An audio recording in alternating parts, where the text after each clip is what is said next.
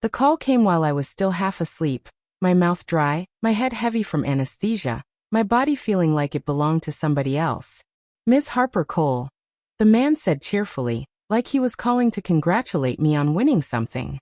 We're pleased to confirm the sale of your wedding rings. My eyes snapped open. I'm sorry, what? The buyer was very excited, he continued. Beautiful vintage pieces. We've already processed your paperwork. My heart dropped straight through my chest. I didn't sell anything, I said slowly. And I definitely didn't sell my wedding rings. There was a pause. Papers rustled. We have your signature on file, ma'am, along with your maiden name ID. My maiden name.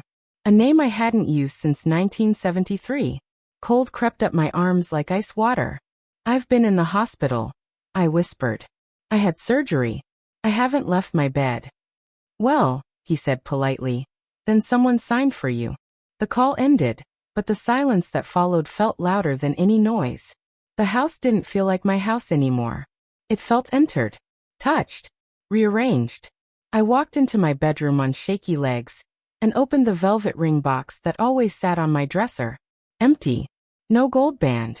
No small diamond. No piece of the life I'd built with my late husband. Just emptiness. Someone had been here. Someone I trusted. And they didn't even bother to hide it. I sat on the edge of the bed, breathing through the panic, forcing myself to think. Only two people had keys while I was in surgery, my sister Linda and her daughter Megan. Linda had sworn she was just checking the house. Megan had told the nurses she was my temporary medical proxy. And now my rings were gone. Whoever did this thought I was too groggy to fight back. They were wrong. But what I found next in my paperwork drawer proved this wasn't just theft. It was planned. I went straight to the small desk by the window where I keep my important papers: birth certificate, deed to the house, marriage license. The envelope labeled Harper Reynolds, my maiden name, was sitting right on top. It had always been buried underneath everything else. My old driver's license was gone. So was one notarized name change form. Someone had gone digging. Someone who knew exactly what to take. My phone buzzed. Linda. Hey, sweetheart, she said too brightly. Just checking on you.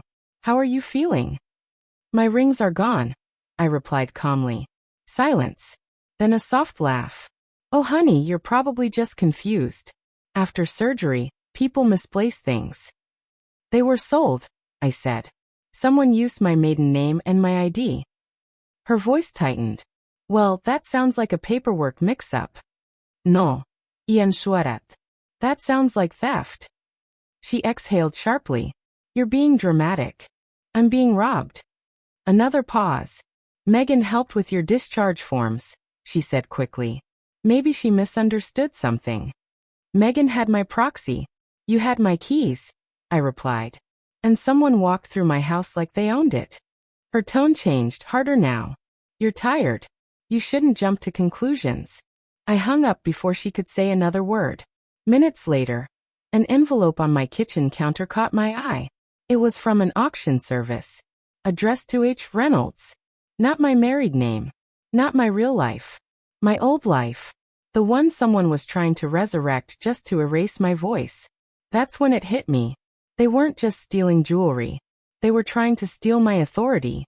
And they assumed I wouldn't notice. The next morning, I called the hospital. And what they told me about who signed my forms made my blood run cold. The woman on the phone from the hospital sounded polite. Too polite. The kind of polite that comes from reading a screen, not really listening. Mrs. Cole, your discharge paperwork was processed by your medical proxy. My proxy? I asked. Yes, your niece Megan Parker. My grip tightened on the phone.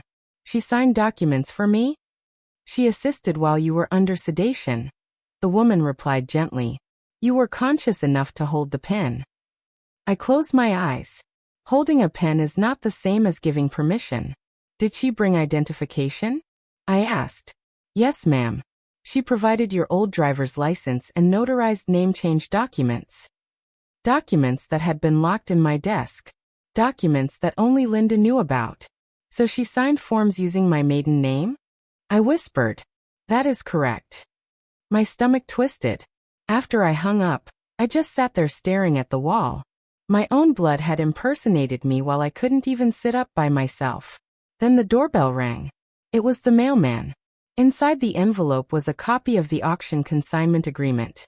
My forged signature was on it. Attached was a blurry security photo.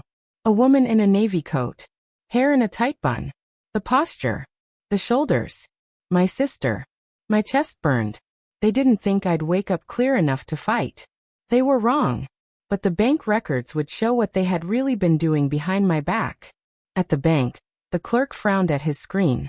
There were multiple small withdrawals during your hospital stay, he said. All authorized by a temporary access user. Who? I asked. He hesitated. Megan Parker. I exhaled sharply. Freeze everything. Within minutes, my phone buzzed. Unauthorized access attempt blocked.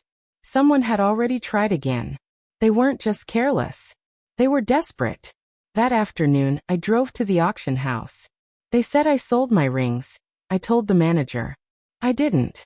She studied the documents. Her face tightened. These were forged, she said quietly. We'll hold the jewelry. I nodded. Because whoever sold them did it while I was sedated. Her eyes widened. We have video. That night, Linda showed up at my house uninvited. You're making a mess of things, she snapped. No. Y replía calmly.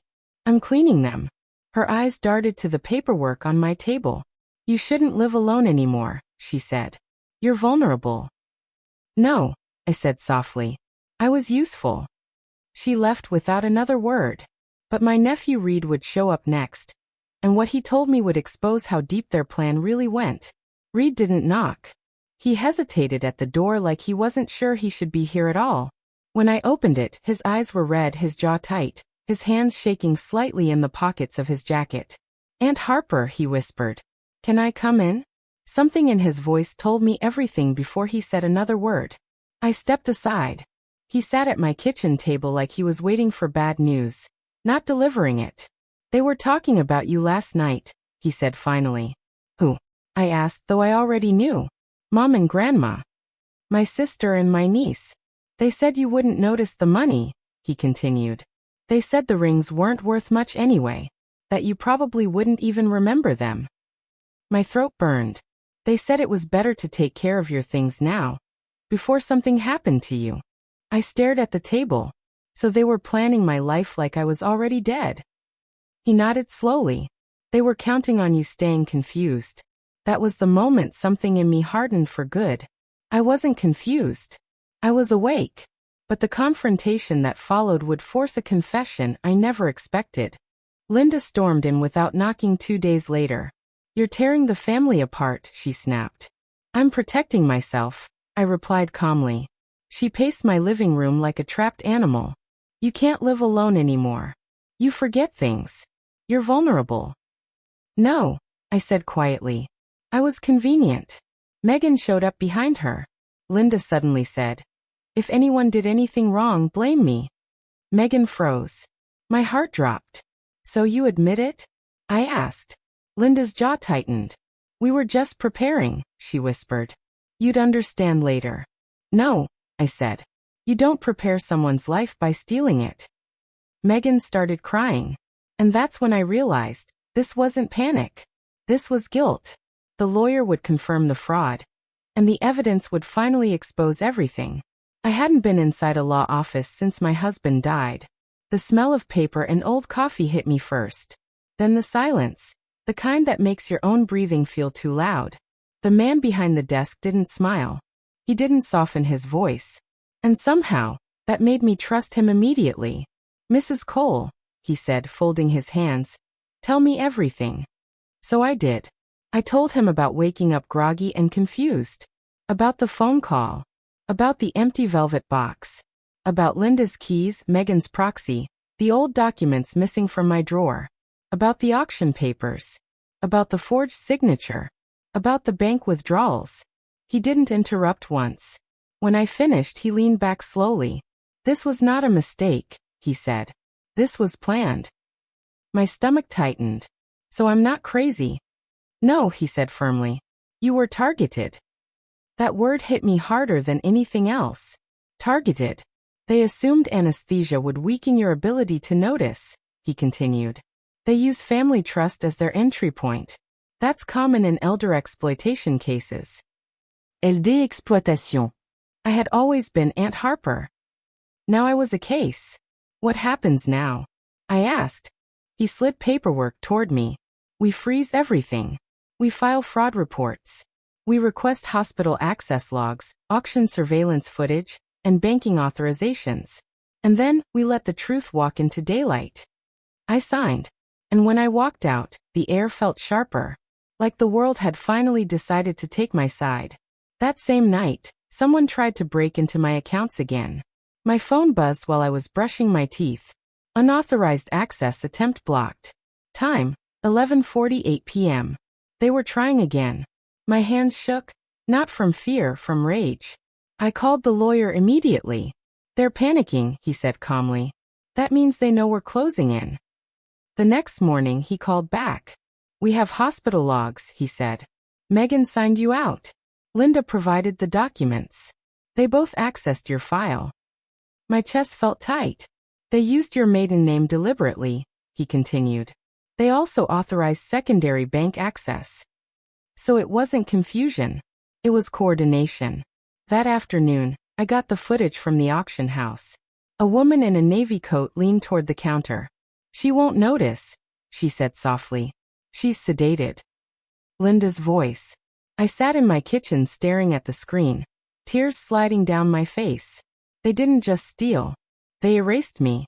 Next, the police would knock, and everything would finally begin to collapse. The knock wasn't loud. It wasn't dramatic. It was calm, professional, final. 3 steady taps on my front door. I already knew who it was before I even stood up. 2 officers stood on my porch, hats tucked under their arms, faces neutral but alert. Mrs. Harper Cole? One of them asked. Yes. We'd like to speak with you regarding a suspected financial exploitation and identity fraud case. I stepped aside. Comein. They sat at my dining table. The same table where Linda used to drink coffee and tell me I worried too much. Where Megan used to scroll on her phone and say, "Don't stress, Aunt Harper, we've got you."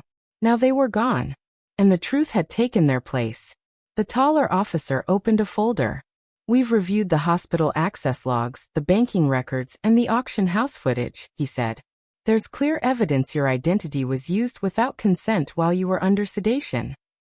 I swallowed. By my family. He nodded. Yes, ma'am. He slid photos across the table. Linda at the auction counter. Megan signing discharge paperwork. Linda's handwriting compared to the forged signatures. They assumed you wouldn't be able to challenge it, the officer said quietly. My voice cracked. They thought I wouldn't matter. You mattered, he replied. And now it matters legally. Later that afternoon, I watched 2 squad cars pull into Linda's driveway. I didn't feel happy. I felt finished with pretending. But what Megan said during questioning would reveal the darkest part of the plan.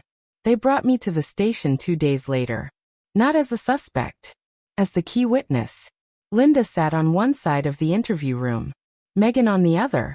They wouldn't look at me. The detective turned on the recorder. Let's talk about the plan, he said. Megan broke first. We didn't think it would hurt her, she whispered. We thought she wouldn't even remember. Linda snapped. We were just trying to protect her future. I finally spoke. You didn't protect my future, I said quietly. You erased my present. Silence fell like a dropped glass. Megan started crying. Linda stared at the table. They admitted the withdrawals. The forged signatures. The auction sale. The planning conversations. Everything. When it was over, the detective turned to me. You can press full charges. I nodded. I am. 2 months later, my accounts were restored. My name was protected. My autonomy was legally sealed. But the house felt different. Not empty. Honest. I placed my wedding rings back in their velvet box. Not like a fragile memory. Like armor. Because they didn't just try to steal my jewelry. They tried to steal my voice. And they failed. But the part they never expected was how many people had been doing this quietly. And how my case would expose them next. If this story touched you, moved you, or reminded you that your voice still matters. No matter your age, please tap like, subscribe to this channel, and share this story with someone who needs to hear it. Thank you for being here.